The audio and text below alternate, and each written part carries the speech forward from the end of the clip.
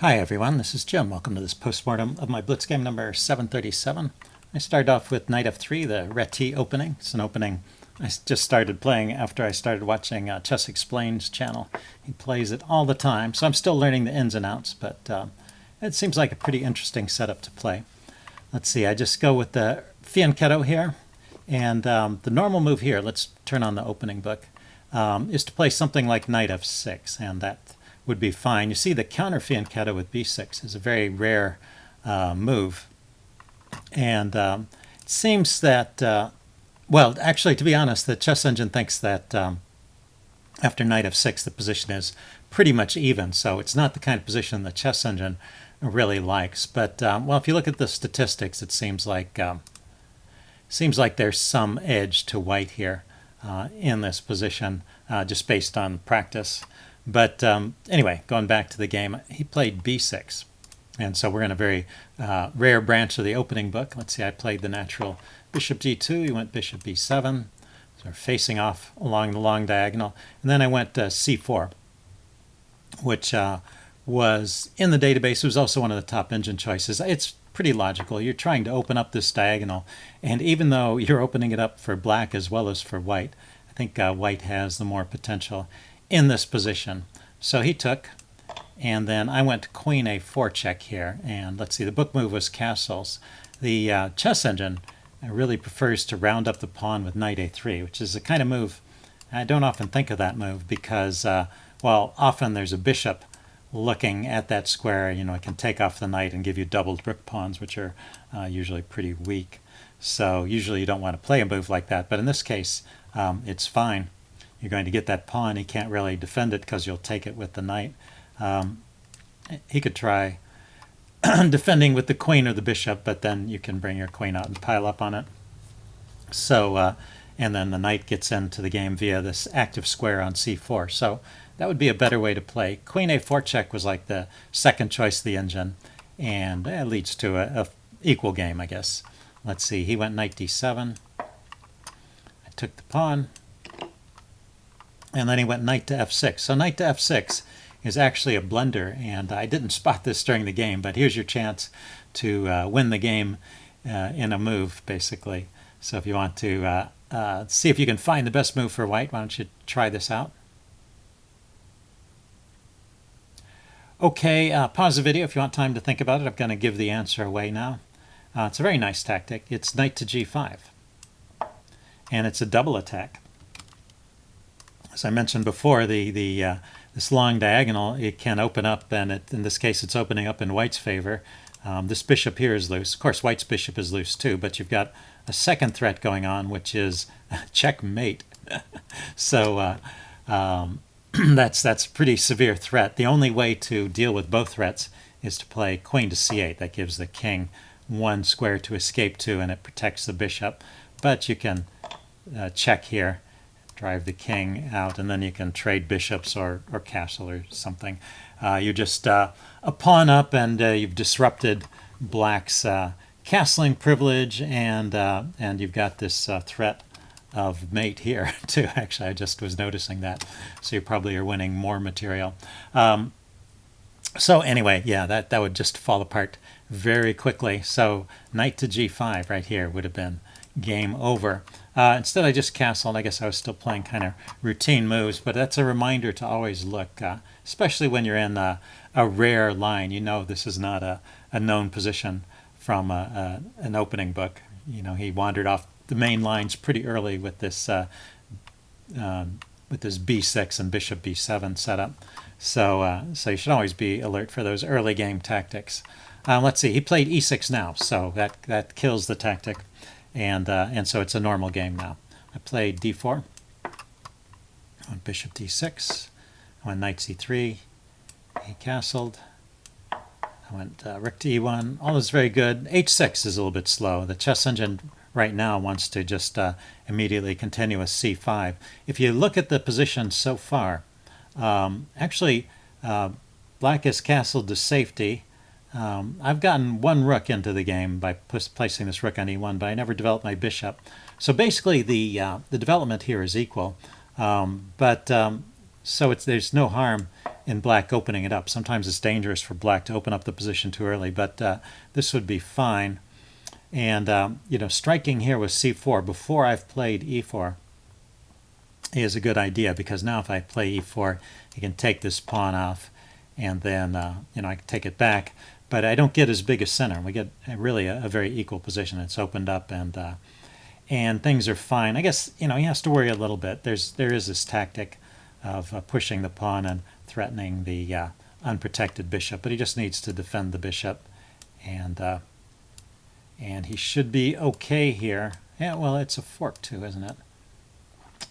With the rook behind the pawn. But oh, I see. He's got that covered. He's got the bishop and the knight both stopping e5. So as long as it's not a double attack, he can defend the bishop and doesn't have to worry about e5 right away. Anyway, so h6 was a little bit slow. I get an e4 now. And so now c5 is not so good, because I'm just going to push on. We'll see that happen in the game. Let's see. He went bishop to e7, getting away from the fork. That was one of the things, is that move e4 came with tempo. And then I played b3, so that's a little bit of a slow move on my part. The chess engine wants to just continue developing with bishop to f4. I just wasn't quite sure whether that was the right square for the bishop. Let's see, if he tries c5 now, though, I can push on with d5, and we get a good position. Something similar happens in the game anyway, so we will get back to that. But his h6 move was a bit slow, and my b3 move was a bit slow. So he went c5 now, and I get in d5, and this is still good for white. So the chess engine, instead of c5, actually preferred to move a5. Kind of a funny move, but maybe he's planning to try and soften up the queenside pawns over here with a later a4 push, if allowed. Right now, though, that's not possible. Yeah, anyway, that's what the chess engine said. So anyway, he went c5, and I have some slight edge after this with this pawn push to d5. He takes, and I get to keep this pawn on d5, and it helps to shut out his bishop. And this pawn it turns out can be supported. I've got two pieces on it already, and the bishop can get to it, its defense, and also a rook can come to its defense. Let's see, he went bishop d6, just blockading the pawn. Went bishop b2, finally deciding to develop the bishop along this diagonal. He went a6, so he's going to push these pawns forward. I brought my rook to the center, putting it behind the pawn. And now he went queen c7. Queen c7 is a move that really just doesn't do very much. This battery of queen and bishop is sometimes effective, but in this case it's hitting a pretty solid structure here. He would have to follow up with some h-pawn pushes, and maybe needs the g-pawn first to support the h-pawn push. So it's a bit of a slow attack, if that's what his idea is here. So let's see. Yeah, the chess engine preferred the immediate b5, kicking my queen, and then playing rook to c8. Just normal. Cancel that. Normal developing moves. And black should be okay. Although I think there's still some slight edge to white. But queen c7 actually gives a pretty significant edge to white. So at this point, I'm starting to get something close to a winning advantage. And the first move, which is a top chess engine choice, so I was glad I spotted this one, even though I missed the earlier tactic. But this is a good move. Knight e4. So it opens up this bishop on this diagonal. So I guess this game really shows the power of bishops on diagonals, because earlier we saw the power of the bishop on this diagonal. Let's see if I can draw a straight line. And now we're seeing the power of the dark squared bishop on the dark squared diagonal. He took, and that's probably the best choice here. The pressure piling up on f6 is getting pretty severe, and we'll see what happens when f6 crumbles later in the game. So he traded, and so this position is materially even, and you might think black is still okay, but the chess engine gives a winning edge to white.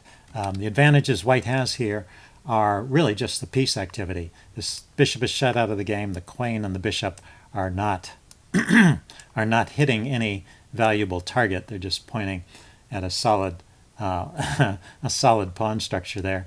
And my pieces, I've already gotten my rook into the game, and I'm pretty well lined up for a kingside attack. So well, let's see. His next move is actually the losing move, but just to give a few moves here. The best defense would be something like rook to e8 to try and challenge this rook. Let's see, I could drop back and threaten mate here. And his best defense is f6, and then I can bring my knight into h4, looking at these light squares. So you can see that, and notice my bishop is protecting my rook, so the rook is not hanging there. So you can see that's the advantage that I have in this position. I'm just able to get my pieces over here to the king side quicker, and he has to create weaknesses to try and stave off the immediate threats. So that would be good for white, and probably winning with good play, although at my level there's still ways for things to go wrong. But knight f6 loses immediately, and the move is pretty obvious here. You just trade it off because it opens up his king side, and his pieces are over here where they can't really help. It's not a forced mate. I was kind of surprised. I thought at this point there would be a forced mate, but in fact it's just he has to give up significant material even with best play. So let's see. I dropped my queen back to c1. The chess engine had a different idea of how to approach this. It gave the check first, say king to h7, and then queen c2 check, driving the king back to h8, and then queen c1. So it wanted to go to c1 as well. And now if the king comes up to h7, start bringing the knight in.